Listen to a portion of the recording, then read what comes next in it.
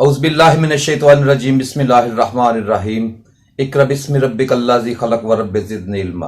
अस्सलामु अलैकुम वरहमतुल्लाह। तमाम स्टूडेंट्स क्या हाल चाल है, सेहत भी ठीक है स्टूडेंट्स। आज हम अपने 16वें लेक्चर के साथ हाजिर हैं। अल्लाह खैर करे, इंशाल्लाह लेक्चर काफ़ी तेज़ी से आगे बढ़ रहे हैं, इतनी भी स्लो स्पीड नहीं है वैसे मुझे स्लो लग रही है। स्टूडेंट्स पिछले लेक्चर में ना मैंने आपसे एक बात की थी, वो लेक्चर को जब दोबारा देखा तो मुझे समझ लगी कि मैंने आपको एक चीज का हिंट दिया था कि आप रेजिस्टेंस कलर कोड जो है ना वो एक दो दिन में इंशाल्लाह सीख जाएंगे, ये कोई इतना मसला नहीं है। तो वो मैंने ट्रिक आपको बताया ही नहीं था, वो मुझे भूल गया था। तो आज वो ट्रिक मैं आपको बताने लगा हूं, आप जरा ट्रिक को गौर कीजिएगा। तो सादा से एक ट्रिक है कि आपको पता है कि रेजिस्टेंस कलर कोडिंग जो है उसको कुछ नंबर को रंग है, उनको नंबर अलाट किए हुए हैं, या समझ लें कि हर रंग को एक नंबर दिया हुआ है या हर नंबर को रंग दे दिया है। ठीक है जी।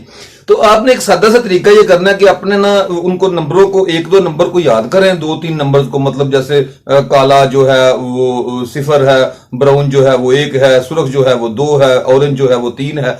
ऐसे एक दो चीज को याद करें और उसके बाद क्या कर रहे हैं कि अपने इर्द गिर्द जब भी आप किसी चीज की तरफ नजर दोहराएं, जब भी जैसे भी आम हालात में भी नजर दोहराएं, तो जैसे ही आपको कोई कलर नजर आए फौरी तौर पे आप उसका नंबर वो अपने ज़हन में लेके आए। बिल्कुल सादा सा तरीका है। मतलब जब आप मार्कर पकड़ते हैं आपको पता है ये यार ये 2 नंबर मार्कर 2 नंबर रंग है, ठीक है जी, इसके जो ये सिर्फ 0 रंग है, ठीक है जी। बिल्कुल जैसे मैंने कपड़े पहने हुए हैं, सर जी ने कपड़े यार 6 नंबर के पहने हुए हैं। ये बोर्ड ये 9 कलर है, ये बोर्ड का कलर जो है ये इसको नंबर 9 है, ये बॉर्डर जो है इसका कलर 6 है। ऐसे ना आप जो भी कलर आप कपड़े पहने, आप जूते पहने, आप इर्द गिर्द की कोई चीजें देखें, और वायर्स तारें जब जैक में लगाई जाती है ना, याद रखें ये कलर कोडिंग खाली रेजिस्टेंस के लिए मखसूस नहीं, ये समझने इलेक्ट्रॉनिक्स इंजीनियर जो होता है ना उसकी जिंदगी का कानून होता है। वो हर चीज, वो जब किसी जगह पे स्कीमेटिक्स डायग्राम बनाना लगता है, स्कीमेटिक्स आपको पता है कि जो हम सर्किट बनाते हैं इलेक्ट्रॉनिक्स के, इनकी जो ड्राइंग होती है समझने के लिए उसको स्कीमेटिक कहते हैं।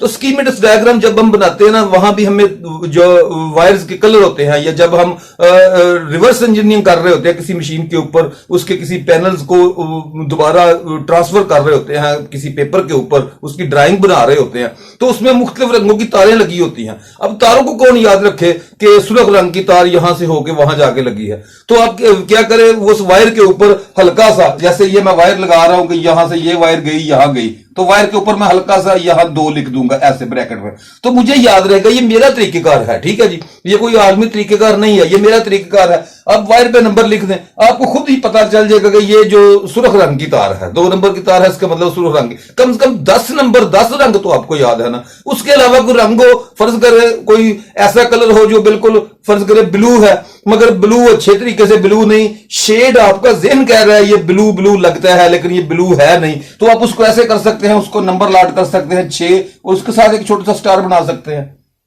ठीक है जी, इसका मतलब ये हो जाएगा आपके पास कि ये ब्लू ही है, हल्का फुल्का फर्क है इसमें। ये आपने तर्जमा अपनी कोडिंग अपनी जिंदगी में खुद रखनी है, और अपने कोड को डिकोड भी आपने ही करना है, किसी और ने नहीं करना।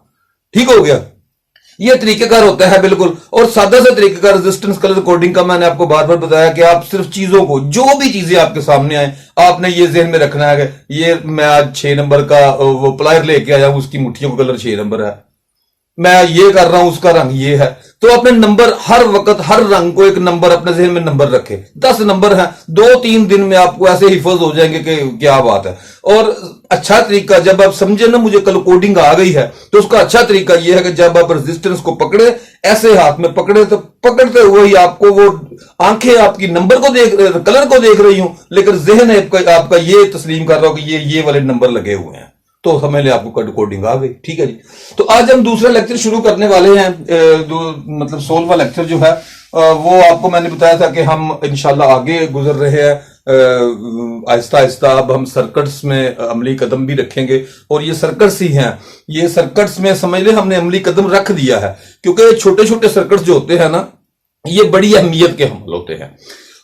याद रखें, आप बड़े बोर्ड को जब देखते हैं ना तो उसमें बहुत ज्यादा आईसीज वगैरह, रेजिस्टेंस, ट्रांजिस्टर, बंदा समझता है ये बहुत बड़ा बोर्ड है, ये कोई बड़ा मैकेनिक इसको रिपेयरिंग करेगा।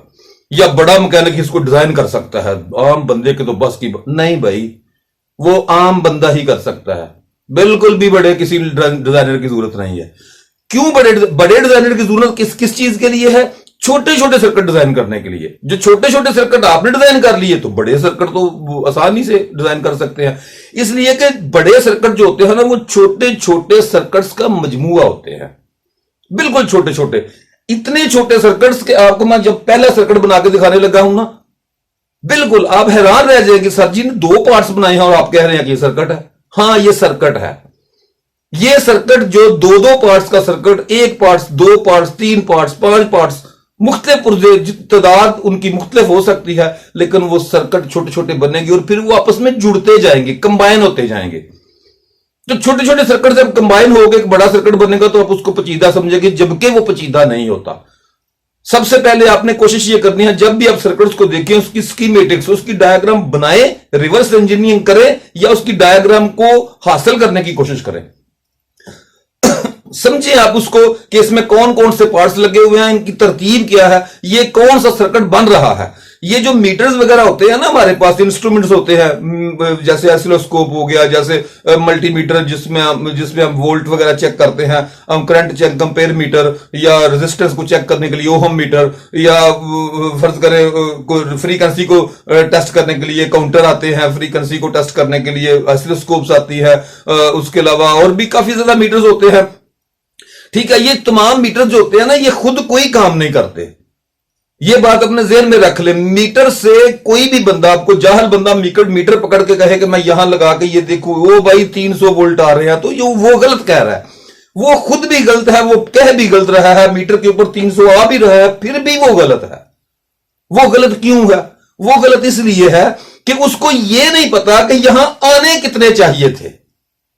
जब तक इंसान को यह ना पता हो मैं जो काम कर रहा हूं इसका असल और दुरुस्त क्या है, तब तक उसका कोई मीटर उसके लिए फायदेमंद नहीं है। मतलब मैं किसी सर्किट में अगर चेक कर रहा हूं तो मुझे पता होना चाहिए यहां 5 वोल्ट आने चाहिए, फिर मैं वहां टेस्ट करने के लिए वहां मीटर लगाता हूं। अगर वहां 5 वोल्ट आ रहे हैं तो डेट्स ऑल, वो सर्किट ठीक है।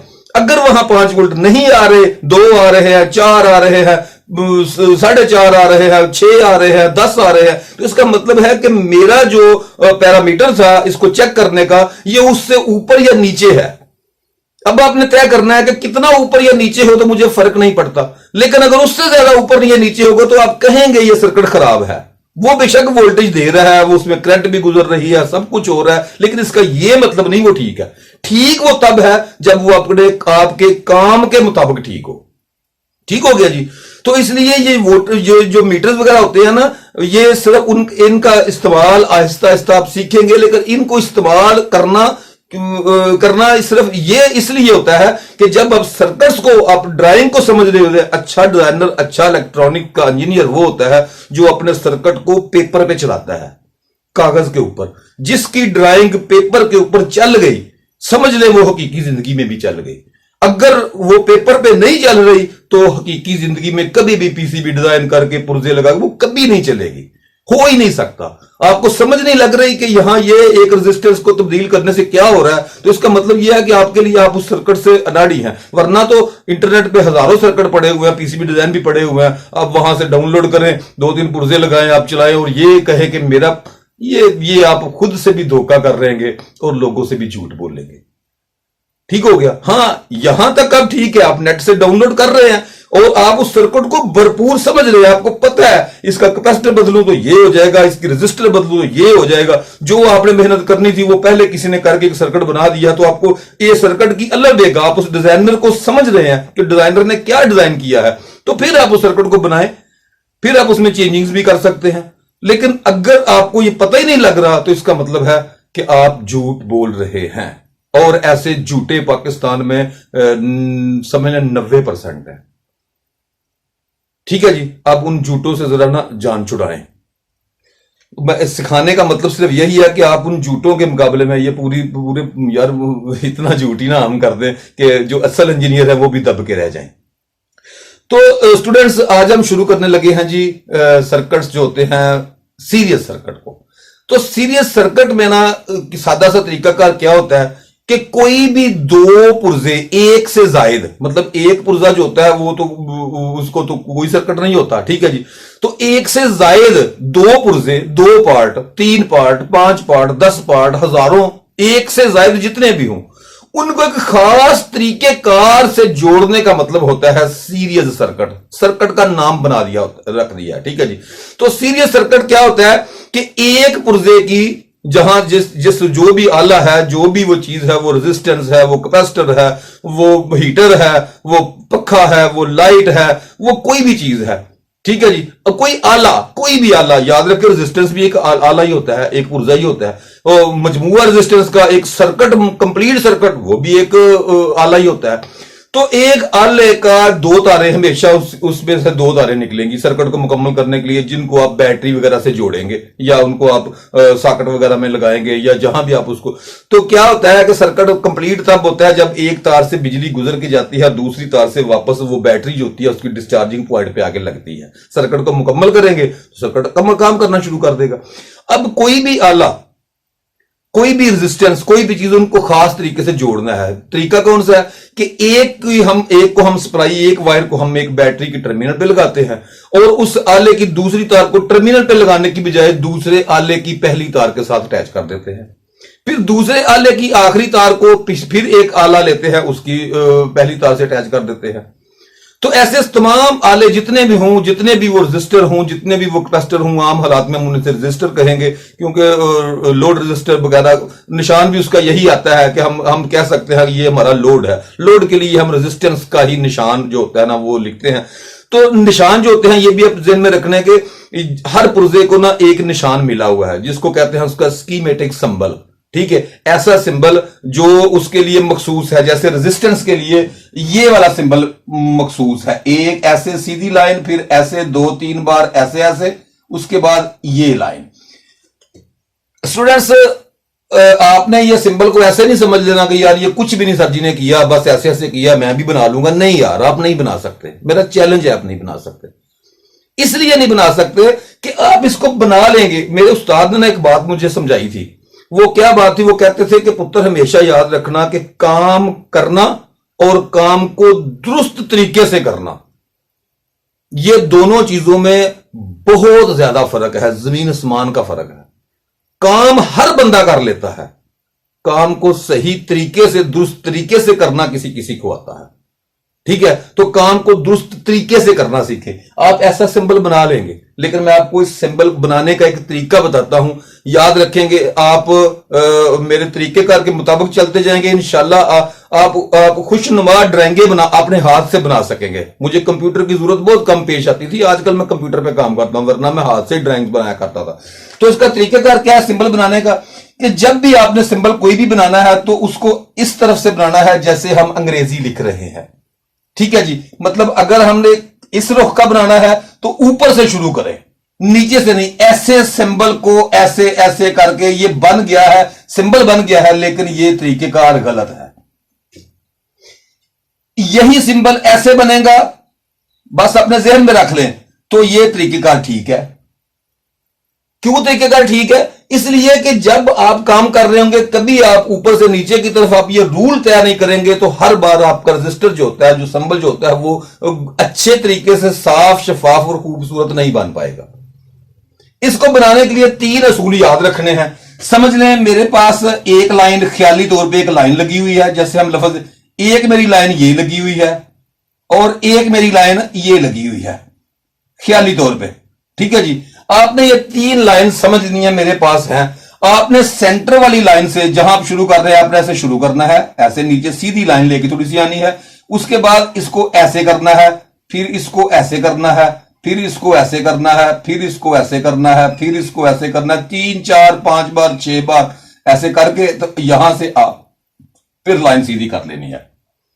ये अपने ज़हन में आपने रखना है कि ये कोना, ये किनारा जो है, ये दूसरे किनारे से ना छोटा रहे ना ज्यादा बढ़ने पाए। ये दूसरा, जैसे ये सिंबल बना है, आप देख रहे हैं कितना खूबसूरत लग रहा है, सीधा बिल्कुल। और ये सिंबल भी बना है लेकिन ये खूबसूरत नहीं लग रहा। ये सिंबल बना है, ये खूबसूरत नहीं लग रहा। खूबसूरती को तो जो अब जरूर ने देनी है, खूबसूरती को कभी भी नहीं भूलना। ये नहीं कहना काम चल गया ठीक हो गया, ये हर दुनिया का जाहिल बंदा ये कहता है कि काम चल गया ठीक हो गया। याद रखें, हर चलती चीज दुरुस्त नहीं होती।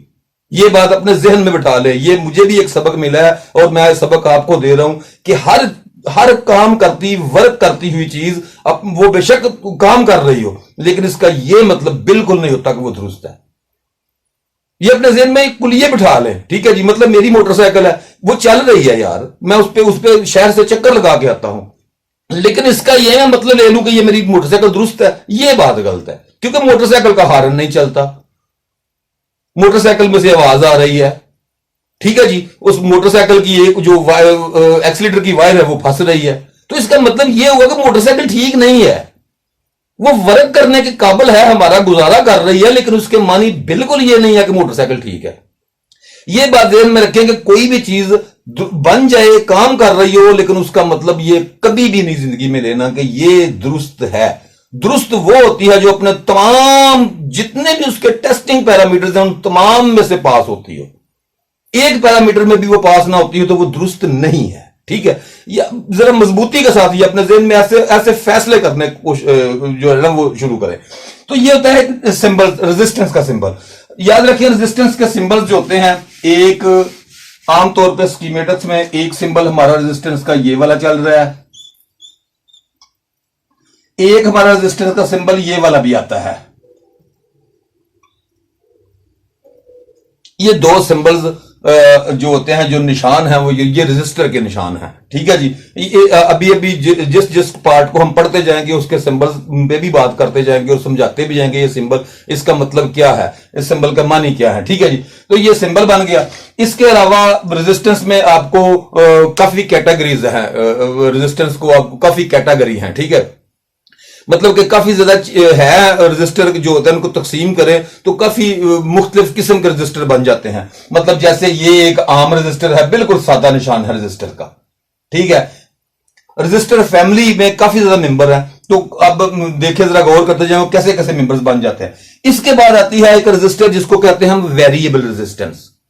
वेरिएबल ऐसी रेजिस्टेंस जिसको हम अपनी मर्जी से जिसकी होती है ना वो रेजिस्टेंस वैल्यू, वो अपनी मर्जी से एडजस्ट कर सकते हैं, ठीक है जी। वो उसमें टून्स वगैरह, उसका नाम आता है मार्केट में टून, ठीक है जी। टून उसको कहते हैं जो एम्पलीफायर वगैरह में रेजिस्टर वेरिएबल आवाज वगैरह को कम करने के लिए यूज हो रही है, उसको टून भी कहते हैं, ठीक है। तो ये रेजिस्टर जो वेरिएबल होती है उसके लिए निशान ऐसे ही एक रेजिस्टर बना के इसके ऊपर एक तीर का निशान बना दिया जाता है। इसका मतलब यह होता है कि यहां वेरिएबल रजिस्टर लगा हुआ है, ठीक है। एक तरीका वेरिएबल का ये, इसके अलावा एक तरीका ये वेरिएबल का भी आता है। इस तरफ को या इस तरफ को तीर बना ले, ठीक हो गया। आपने आम हाथ में काम करना तो इंग्लिश स्टाइल में करना है, इधर से शुरू करना है और इधर को जाना है, ठीक है जी। बाएं से शुरू करना है और दाएं को जाना है, ठीक है। ये रजिस्टर यहां एस जैसा रजिस्टर आएगा तो उसका जो सिंबल होगा वो ऐसे आ जाएगा, या ऐसे भी सिंबल आ सकता है, ठीक है जी। ये वेरिएबल रजिस्टर क्या होती है, ये सादे सा तरीका समझ लें वेरिएबल रजिस्टर का, कि समझ लें कि ये मेरे पास एक रजिस्टर है, ये जो है ये जो वायर वाउंड है या कार्बन वाउंड है, जैसे भी इसको बनाया गया है। तो यहां से लेके इस पॉइंट से लेके तो इस पॉइंट तक इसकी एक वैल्यू है, एक रेजिस्टेंस वैल्यू है। लेकिन अगर मैं इसके दरमियान में से जहां वायर है वहां कोई तार लगा लूं तो उसका मतलब क्या हो जाएगा कि वहां जितनी रेजिस्टेंस, अब यहां तक जितनी रेजिस्टेंस बन रही है ये वाली रेजिस्टेंस इन दो पॉइंटों पे शो होगी, और जितनी यहां से लेकर यहां तक बन रही है ये दो पॉइंट्स पे वो रेजिस्टेंस वैल्यू शो होगी। अब ये वाइपर जो है इसको मैं अगर चला लूं, फर्ज करें कि मैं इस रेजिस्टेंस को ऐसे गोलाई में बना लेता हूं, ऐसे ये मैं एक कार्बन की पट्टी लेके ऐसे बना लेता हूं, तो अब यहां से लेके इस पॉइंट से लेके इस पॉइंट तक इसकी वैल्यू है 100 ओम, ठीक है। तो अगर मैं इस यहां से दूसरी तार जो है वो एक मैं वायर लेके उसका वाइपर लेके, फर्ज करें मैकेनिकल को मैं नहीं समझ रहा, तो मैं अगर वायर को यहां सेंटर में लगाऊंगा तो उसका मतलब है 50 ओम, यहां से लेके यहां तक 50 ओम है। अगर मैं यहां रखूंगा तो 25 ओम, यहां रखूंगा तो 75 ओम, ठीक है। और अगर मैं इससे दरमियान में एक मैकेनिकल तरीके से बना के एक वाइपर बना लूं, यहां उसको टच कर दूं एक किसी पॉइंट के साथ, तो क्या होगा, जब मैं इसको घुमाऊंगा तो ये 0 से लेके तो आखिरी रेजिस्टेंस तक जाएगा। तो हम कह सकते हैं कि ये इस पॉइंट से हमें इसकी मतलूबा वैल्यू मिल रही है। 2 पॉइंट से, एक इस पॉइंट से और एक इस पॉइंट से हमें इसकी मतलूबा वैल्यू मिल जाएगी। मतलब इसको हम ऐसे फुल जो होता है एंटी क्लॉकवाइज घुमाएंगे तो ये वाइपर यहां आके जुड़ जाएगा। इसका मतलब है रेजिस्टेंस 0 हो गई, वायर आपस में जुड़ गई, इनमें अब कोई रेजिस्टेंस नहीं है। इसको हम आहिस्ता आहिस्ता ऊपर की तरफ उठाएंगे, 10 ओहम, 20 ओहम, यहां 25 ओहम, यहां 50 ओहम, यहां 75 ओहम, यहां अगर ये पॉइंट एंड पे चला गया तो 100 ओहम की रेजिस्टर पूरी मिल गई। ये होती है जी वेरिएबल रेजिस्टर। ये कार्बन बॉन्ड में भी आती है, वायर बॉन्ड में भी आती है। तो इसका जो सिंबल होता है वो वायर ये होता है, ठीक है। इसके साथ साथ रेजिस्टेंस की और फैमिलीज की चीजें भी आएंगी, वो आहिस्ता आहिस्ता उनके साथ ही जब उनका सिंबल सामने आएगा तो उसके मुताबिक उसका छोटा सा लेक्चर भी दे दिया जाएगा। अब हम सर्किट को स्टार्ट लगे हैं जी, सीरीज सर्किट। सीरीज सर्किट आपको मैंने समझाया है, बिल्कुल सादा तरीका है कि एक रजिस्टर को लें, उसको ऐसे बना ले, फिर दूसरे रजिस्टर को का पहला सिरा उस रजिस्टर के दूसरे सिरे के साथ, फिर उसका पहला सिरा उससे अगले रजिस्टर के साथ, फिर उसका पहला सिरा उसके अगले रजिस्टर के साथ, कोई भी। अब इनमें और यहां आपकी सप्लाई आ गई, फर्ज करें सप्लाई है या जो भी है, ना भी हो, तो ये सर्किट जो होता है, जो इस तरतीब से जुड़े हुए रजिस्टर होते हैं या इस तरतीब से जुड़े हुए, समझ ले ये पंखा है, ये लाइट है, ये हीटर है और ये कैपेसिटर है। तो इसका मतलब ये चारों चीजें जो है ना वो सीरीज में जुड़ी हुई हैं, क्योंकि हर एक चीज के 2 टर्मिनल्स होते हैं। तो दोनों टर्मिनल्स जो होते हैं वो इस तरतीब से अगर जोड़ दें कि एक पहले सिरे के साथ दूसरे आखिरी सिरे के साथ पहला सिरा बैटरी से अटैच कर दें, दूसरे सिरे के साथ पहले दूसरे आले का पहला सिरा अटैच कर दें, फिर उसके आखिरी सिरे के साथ तीसरे आले का पहला सिरा, फिर उसके, ये इस तरह रेजिस्टेंस को जोड़ा जाता है, या रेजिस्टेंस या जो भी। तो आप अभी हम रेजिस्टेंस को पढ़ रहे हैं तो रेजिस्टेंस का सीरीज सर्किट ही पढ़ेंगे, इसको कहते हैं सीरीज सर्किट। इसमें कमाल कौन कौन से होते हैं, जरा ये आप इनके कमाल को जरा गौर से सुने। नंबर 1, इसमें करंट के गुजरने का रास्ता सिर्फ एक ही होता है, एक ही। इसका नुकसान क्या हुआ? इसका नुकसान हुआ कि कहीं से भी अगर ये रजिस्टर टूट गया, ओपन हो गया, खत्म हो गया, तो पूरा सर्किट, करंट गुजरनी बंद हो जाएगी, पूरा सर्किट ब्रेक हो जाएगा। अगर आप यहां से काट दें, पूरा सर्किट ब्रेक हो गया, यहां से काट दें, पूरा सर्किट। ये जो वायर्स होती है ना, जो बैटरी की तरफ आ रही होती हैं, ये भी सर्किट के सीरीज में हमेशा होती है। ये हमेशा याद रखें, जिन वायर से बिजली गुजर के किसी सर्किट को जा रही होती है ना, वो वायर्स उस सर्किट के हमेशा सीरीज में गिनी जाएंगी। ये वायर्स जो होती है ये सीरीज में लगी होती है, इनकी अपनी भी एक रेजिस्टेंस होती है। जब हम सर्किट डिजाइन करते हैं तब हम वायर की रेजिस्टेंस जो होती है ना, उनको 0 तस्लीम करते हैं। वो सिर्फ निशानी के लिए बनाई जाती हैं, उनकी रेजिस्टेंस वैल्यूज नहीं लिखी जाती और ना वो सर्किट में ऐड की जाती हैं। ठीक, जहां ऐड करनी हो वहां उनको स्पेसिफिक किया जाता है कि यहां ये जो मेरी वायर है इसकी इतनी रेजिस्टेंस है। 7 सर्किट्स जो होते हैं उनमें पीसीबी की जो डिजाइनिंग होती है ना, नीचे जो पीसीबी के नीचे प्रिंटर सर्किट बोर्ड के नीचे एक टर्मिनल से लेकर दूसरी टर्मिनल की तरफ जा रही जो वायर होती है, उनकी रेजिस्टेंस भी काउंट की जाती है जब यह 7 सर्किट डिजाइन किए जाते हैं, जबकि आम हालात में उनकी जरूरत नहीं होती, क्योंकि चंद माइक्रो ओम होंगे तो हमें क्या फर्क पड़ जाएगा, इसलिए आम हालात में उनकी जरूरत नहीं होती। तो सीरीज सर्किट का मतलब ये होता है कि जहां से भी करंट के गुजरने का रास्ता चूंकि एक है, जहां से भी ड्रॉप हुआ समझ लें कि सर्किट बंद हो गया। और दूसरा ये बात ध्यान में रखें कि अगर करंट के सर्किट के गुजरने का रास्ता एक है तो इसका मतलब है कि करंट भी हर आले में एक जितनी गुजर रही है। अब रास्ता ही एक है, यहां से चेक करेंगे तो 4 एम्पेयर होंगे, यहां भी 4 एम्पेयर, यहां भी 4 एम्पेयर, यहां भी हर एक रेजिस्टर में से 4 एम्पेयर ही गुजर रहे होंगे। अगर 3 एम्पेयर सर्किट करंट ले रहा है तो हर रेजिस्टर से 3 एम्पेयर करंट ही गुजर रहा है, क्योंकि करंट का रास्ता एक है। ठीक हो गया। तो इसमें सीरीज सर्किट में करंट हर एक पॉइंट पर हमेशा एक जैसी ही रहती है, यह इसका अफादियत है। हर एक पॉइंट पर जहां कहीं भी सर्किट में इसको चेक कर लेंगे, हर जगह पे यहां आप एम्पेयर मीटर आपको पता है हमेशा सर्किट के सीरीज में लगाया जाता है। सीरीज का मतलब उसमें से करंट गुजर के जाती है तो वो उसको बता देता है, मीटर के ऊपर बता देता है कि यहां से कितनी करंट गुजर रही है, किसी रेजिस्टेंस में करंट गुजारी जा सकती है।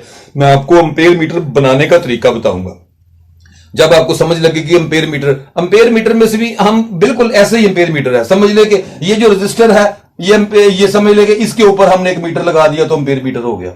ठीक हो गया, बिल्कुल तरीके का मैं आपको दोबारा बताऊंगा। ठीक है जी, अभी आप सिर्फ सीरीज सर्किट पे गौर करें कि सीरीज सर्किट में करंट हमेशा एक रास्ता होता है गुजरने का, और चूंकि एक रास्ते की वजह से इसका नुकसान यह है कि कोई एक आला भी ऑफ हो जाए, जल जाए, ओपन हो जाए, कोई एक आला भी ओपन हो जाए, जहां से सर्किट टूट जाएगा वहीं सर्किट मुकम्मल तौर पे बंद हो जाएगा।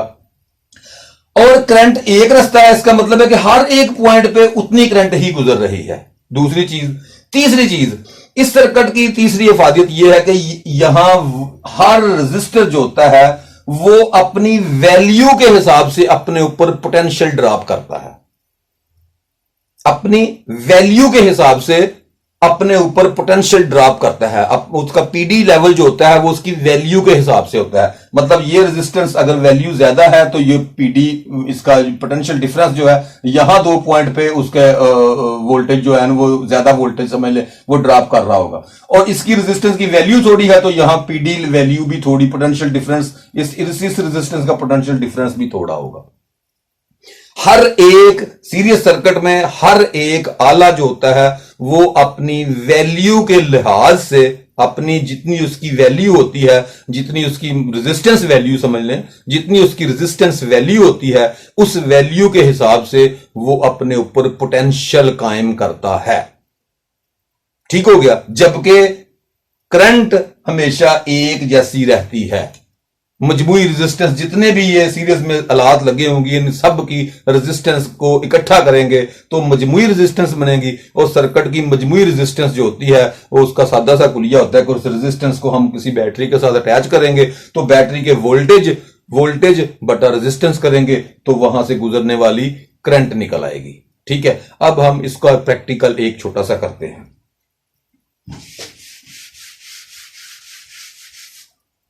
फर्ज करें मेरे पास 2 रजिस्टर हैं, एक रजिस्टर मेरे पास ये है और एक रजिस्टर मेरे पास ये है।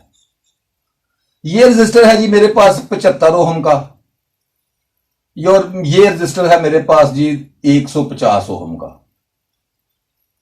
मैंने दोनों को सीरीज में जोड़ दिया है। अब मैं इसको एक बैटरी के साथ अटैच कर देता हूं, सोर्स के साथ। अभी बैटरी लिख लें या सोर्स लिख लें, कोई भी। ये बैटरी की वैल्यू जो है ये समझ लें कि इस वक्त मेरे पास है जी 15 वोल्ट। 15 वोल्ट पे मैंने 2 रजिस्टर को सीरीज में जोड़ दिया। अब हम देखेंगे कि इस सर्किट जो है ये एक मुकम्मल सर्किट है। ये आपको बताऊंगा कि बड़े सर्किट्स में इनकी जरूरत कैसे पेश आती है, और सबसे ज्यादा जो सर्किट्स में इस्तेमाल होता है वो ये सर्किट है। जो सर्किट्स में सबसे ज्यादा चीजें इस्तेमाल हो रही हैं वो सीरीज सर्किट होता है। सीरीज सर्किट के बाद पैरेलल सर्किट होता है, पैरेलल सर्किट के बाद इनका मजमूआ सीरीज पैरेलल, इसको कंपाउंड सर्किट कहते हैं, वो होता है। वो आहिस्ता आहिस्ता इसके बाद अगले लेक्चर में पढ़ाऊंगा। अभी सिर्फ आपने ये देखना है कि ये सीरीज सर्किट में 2 रेजिस्टेंस। ठीक है जी, अब ये जो रेजिस्टेंस वैल्यू होती है ना, आपको पता है कि हमने अगर करंट मालूम करनी है तो हमें ये दोनों रेजिस्टेंस की मजमूई वैल्यू का पता होना चाहिए। सर्किट की मजमूई वैल्यू का, रेजिस्टेंस की वैल्यू को हमें पता है लेकिन सर्किट की मजमूई वैल्यू कितनी है। तो सीरीज सर्किट में रेजिस्टेंस जो भी होती है उसकी मजमूई वैल्यू मालूम करने के लिए जो कुलिया होता है वो होता है जी R1। जिसका जो भी नंबर आपने लाट किया है, ये 1 का मतलब ये नहीं होता कि ये वाली, जहां नंबर लिखा हो, फर्ज करो मैं इसको कह लेता हूं R1, ये मैंने नंबर लाट करना है, मैं इसको भी नंबर R1 कह सकता हूं लेकिन मैं इसको कहूंगा R2। ठीक है जी, R1 plus R2 plus R3 plus RN का मतलब ये होता है कि जितने मर्जी हूं इससे आगे। RN का मतलब ये होगा कि इससे आगे जितने मर्जी हूं, ये तरतीब यही रहेगी। ठीक है, इक्वल टू क्या आ जाएगा, बराबर क्या आ जाएगा, इसका जवाब RX। जो भी इनकी वैल्यूज निकलेगी इसको जमा करेंगे तो जो जवाब आएगा वो सर्किट की मजमूई रेजिस्टेंस होगी, बिल्कुल सादे तरीके से। मतलब जैसे अभी इसमें मेरे पास सिर्फ 2 रेजिस्टेंस है, तीसरी है ही नहीं, तो मैं इस वक्त तो इसको खत्म कर सकता हूं। ठीक है जी, कुलिये के मुताबिक R1 जमा R2 मेरी मजमूई रेजिस्टेंस निकल आएगी। तो R1 मेरे पास कितनी है जी, 75 ओहम, 75 प्लस 150, तो इक्वल टू कितना आ गया जी, 75 और 150, 5 7 5 12, 2 लगा असल, 1 1 2, 225 ओहम। इसकी मजमूई वैल्यू कितनी आ गई, 225 ओहम। अब सर्किट में से करंट कितनी गुजर रही है, वही पुराना कुलिया जो मैंने आपको बताया था। याद रखिए ये 3 कुलिये जो है ना, इनको मैंने आपको कहा था गिरा बांध ले अपने अंदर, बिल्कुल सादे 3 कुलिये हैं। एक पावर का कुलिया कौन सा था, अंपेयर जरब वोल्ट, वोल्ट जरब अंपेयर मुसावी क्या आता है, वाट, वाट पावर का कुलिया था। एक तो आपने ये अपने कंफर्म कर लेना है, अपने ज़हन में पक्का बिठा लेना है। दूसरा कौन सा कुलिया योहम जो था वो कौन सा, कि रेजिस्टेंस जरब अंपेयर मुसावी क्या आ जाएगा, वोल्ट। ठीक है, दूसरा कुलिया आपने ये अपने पक्का बिठा लेना है। ये उससे पहले मैंने आपको वो जो वजन निकालने का फार्मूला बताया था, उसका भी डेंसिटी मालूम करने का, उसमें भी एक कुलिया था। ठीक है जी, ऐसे इन कुलियों को ना आहिस्ता आहिस्ता ये एक तरतीब से लिखें, अपने पास अपनी डायरी में इनको लिखें। ठीक है, बार बार लिखेंगे तो आपको हजम हो जाएंगे, याद हो जाएंगे। बस कुलिये को याद कर लेना है, कुलिया याद हो जाएगा तो आपको सर्किट्स जो होते हैं ना वो उनको उन पे वर्क करना आपको आसान हो जाएगा। तो 225 ओहम रेजिस्टेंस, अब हम ये कह सकते हैं कि यहां से 225 ओहम रेजिस्टेंस इसकी मजमूई रेजिस्टेंस, अगर हम बैटरी अटैच ना करें तो इसकी मजमूई रेजिस्टेंस कितनी है, 225 ओहम। अब 225 ओहम को 15 वोल्ट के साथ हम अटैच कर दें तो सर्किट में कितनी करंट बहेगी, सिंपल सी बात है, 225 कुलिये के मुताबिक, वही जो मैंने आपको कुलिया भी बताया है, कौन सा, जॉर्ज साइमन ओहम वाला। ठीक है जी, कुलिया योहम जो है, कुलिया योहम कौन सा होता है कि रेजिस्टेंस जरब अंपेयर बराबर वोल्ट। इसका उल्ट करना चाहें तो वोल्ट बटा अंपेयर मुसावी रेजिस्टेंस, वोल्ट बटा रेजिस्टेंस मुसावी अंपेयर। ठीक है जी, ये बिल्कुल सादा, एक ही कुलिया है जिसके 2 उल्ट बन जाते हैं। तो अब हमने इसकी करंट मालूम करनी है, तो मालूम क्या करनी है, एम्पेयर मालूम करनी है, करंट मालूम करनी है। यहां आई लिखा जाता है, वैसे समझाने के लिए मैं इसको ए इसलिए लिखता हूं कि हम आहिस्ता जल्दी से हम जरा समझ सके कि हम ए का मतलब हम एम्पेयर ले रहे हैं। ठीक है, तो चूंकि हमारे पास तरीकेकार यही है पढ़ने का, ताकि हमें जल्दी जल्दी समझ आ सके, इसलिए मैं यहां एम्पेयर लिख रहा हूं। जबकि रेजिस्टेंस को आर से ही जाहिर किया जाता है, वोल्टेज को वोल्ट वी से, जहां यहां कुलिये के मुताबिक हर जो भी चीज है उसका पहला लफ्ज जो होता है वो यहां लगा दिया जाता है। तो अब हमने मालूम करना है जी ये वाला एम्पेयर। हमारे पास 2 चीजें मौजूद हैं, वोल्ट हमारे पास मौजूद है, ठीक है जी, तो रेजिस्टेंस भी हमारे पास मौजूद है। तो हमने एम्पेयर को चेक करना है, तो हमारे पास ये वाला कुलिया लग जाएगा। ठीक है, 2 चीजें हमारे पास मौजूद है, तीसरी हमने मालूम करनी है। तो क्या हमारे वोल्टेज कितने हैं जी, 15 वोल्टेज बटा 15 वोल्ट बटा रेजिस्टेंस 225 ओहम। तो 15 तकसीम 225 करेंगे तो जवाब आएगा जी 0.0666, इससे आगे आप ये 6 की एक समझ लें गिरदान है। तो आप इनमें 1 2 3 या जितने भी आपने कम से कम 0 के बाद 4 फिगर जो है ना वो आप रखा करें।